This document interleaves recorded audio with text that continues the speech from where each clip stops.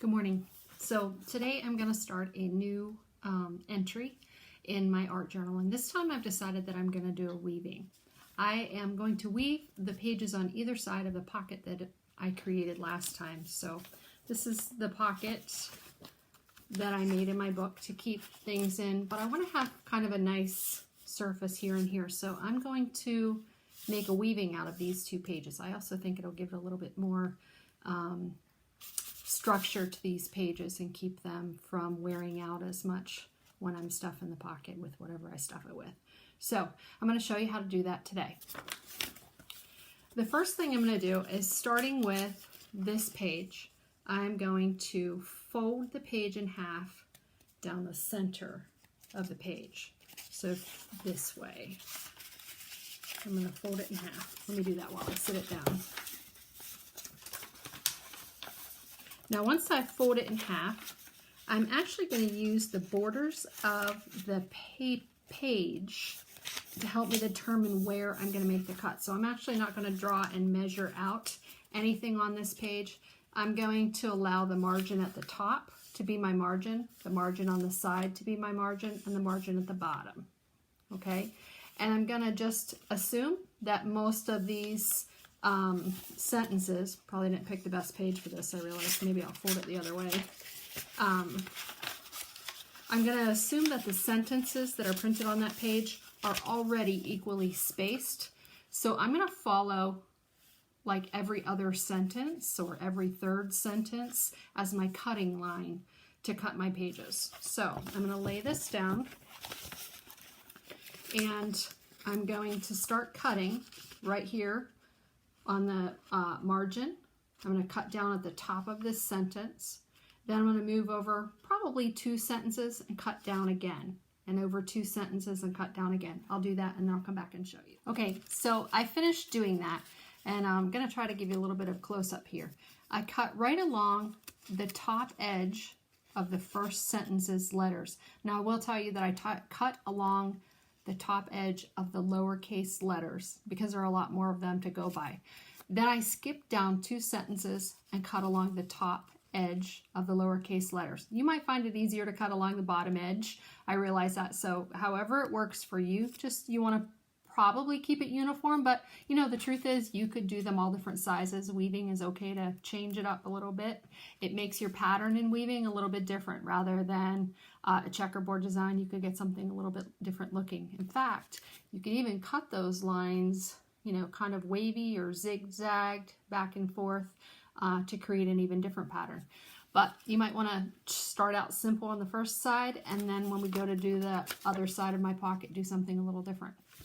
So what am I going to use for, if you remember from doing our weaving before, these are going to be considered the warp strings, sorry, the ones that are connected to our loom, which in the sense is the margins of the paper in this case. So these are the warp strands, and we are going to be using a different paper to go through the weft. Now what would you use for a different paper? Anything. Anything. You know that I've been kind of partial during this time to magazine pages because they have really bright, lovely colors, and I don't have to waste my time coloring pages or doing anything like that that's just going to get cut apart and woven for this particular lesson. So using a bunch of newspaper pages that have really bright colors is a great way to go. If you remember, I have this page. This might be kind of a neat one to do. So I am going to do a little bit of measuring on this one to make it easier. If you happen to have someone at your house that does scrapbooking and they have a paper cutter, I would definitely go that route because that saves you measuring it. You're just sliding it through the paper cutter so many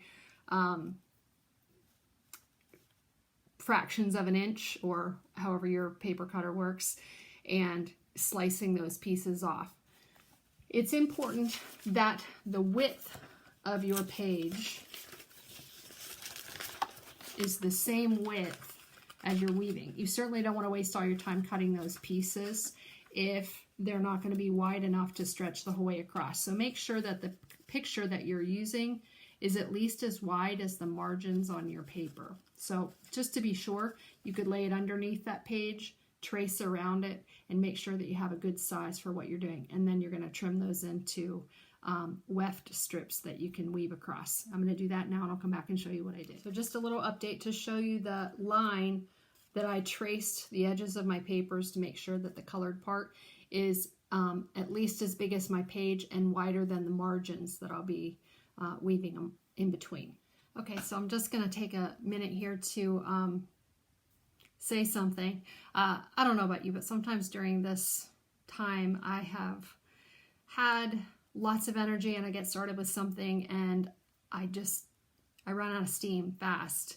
I'm not sure why that is, and I don't know if any of you are going through that too. So I'm just going to show you a little cheat here, how you could do this a little bit faster, especially if you don't like working with rulers and measuring and things like that, a way to do it a little bit simpler. But I don't want you to get confused. If you put this in the same direction and cut it, you'll be cutting your weft strips the wrong way. So I came up with an idea to do this a little bit easier, this next step, a little bit easier than trying to use a ruler and measure it all out because, well, quite honestly, right now, I just don't have the energy for all the extra work that's going to take. So I'm going to show you a little cheat here about how to do that without measuring with a ruler. So I did choose this piece. I just showed you how I drew around the edges and I cut it. Now this piece is actually going to get woven through these strips. See them? Okay, but I'm going to weave them this way. So when I cut this paper, I need them to be cut this direction. But I don't want to measure that all out. So I came up with an easier way to do it. What I'm going to do is I'm going to take this piece, I'm going to fold it from side to side, I'm going to fold it in fourths one more time. Okay, then I'm going to turn it this way and I'm going to slide it under here, make sure it goes right to the edge, and fold this over it.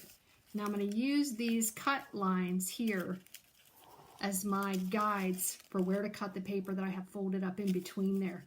That'll make it just a little bit faster, a little bit easier without all of that. Just be careful to follow your cut lines as guides carefully, okay? I'll do that and I'll come back and show you what I did.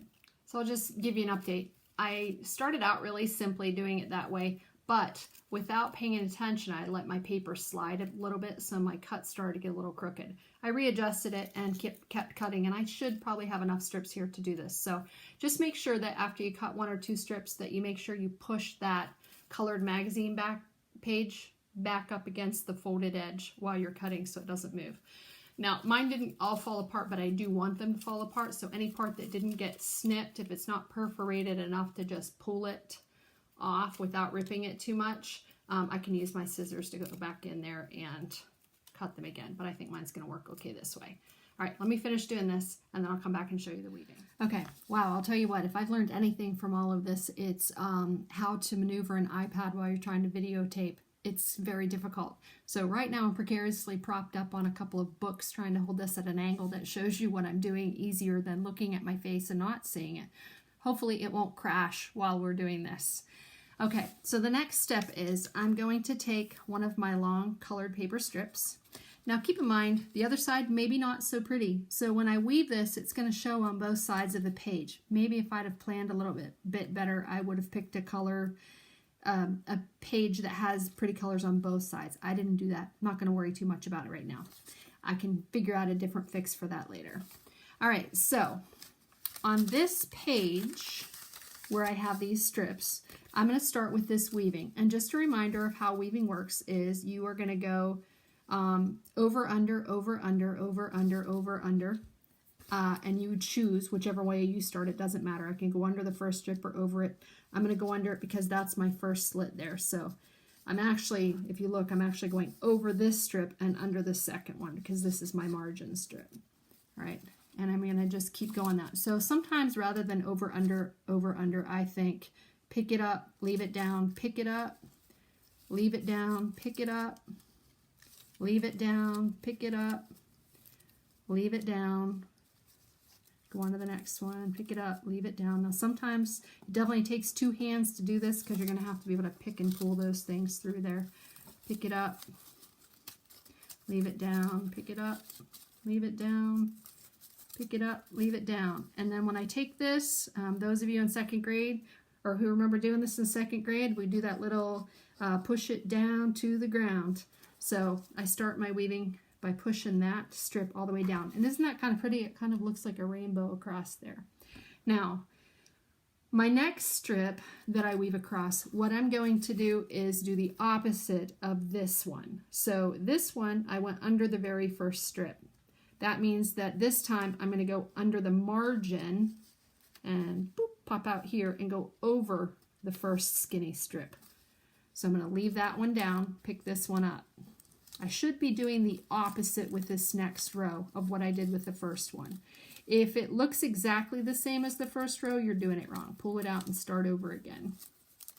Also, if you find out that as you're weaving across, it starts to do this, like it started out doing something different, but then it starts doing the same thing, that means somewhere back in there you skipped a strip. So you're going to have to take out your strip, your weft strip, at least back to the point where you made the mistake. So now I'm going to take this second weft and I'm going to push it down to the ground. This won't slide. Push it down to the ground. I want it to be as close to the first strip as I possibly can get it without making my weaving buckle. Okay, you can start to see that there. Now, I would just keep doing that. Go back to the pattern that I used for the very first strip for the third one, and the pattern that I used for the second strip for the fourth one, and I just keep repeating those two things. Okay, I'm not going to sit here and finish this whole thing for you. I think you'll be able to go from here and do a woven page. I will update you with some of my pages that I finished since we did this lesson soon. Okay, but this is one that you can work on now. I'm going to do, this weaving on this page, and I'm also going to do one on the other side of my pocket, but you can choose anywhere in your journal that you want to do that. And I'd love to see your work when you're finished.